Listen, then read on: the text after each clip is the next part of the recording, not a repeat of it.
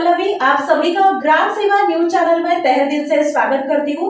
ग्राम सेवा news channel Maharashtra में Bhiwandi, Shirdi, Surat, Nashik, Solapur, Bangalore in सभी शहरों में गुजराती के साथ साथ मराठी, तेलुगु और हिंदी माध्यम के द्वारा प्रसिद्ध हुए। आज ही ग्राम सेवा न्यूज चॅनल को सबस्क्राइब करें, शेअर करें और लाईक करें। राज्यात गणेश विसर्जनाची धामधूम सुरू असतानाच धुळ्यातून एक दुर्दैवी घटना समोर येते।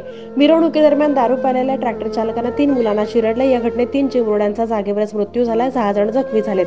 धुळ्याजवळच्या चित्तोड गावात ही हृदयद्रावक घटना घडली आहे। मृतांमध्ये परी शांताराम बागुल वय 13, शेरा बापू सोनवणे वय 6, लड्डू पावरा वय 3 या बालकांचा समावेश आहे। या घटनेनंतर चिमुरड्यांच्या कुटुंबियांनी काळीच पिळवटून टाकणारा आक्रोश केलाय।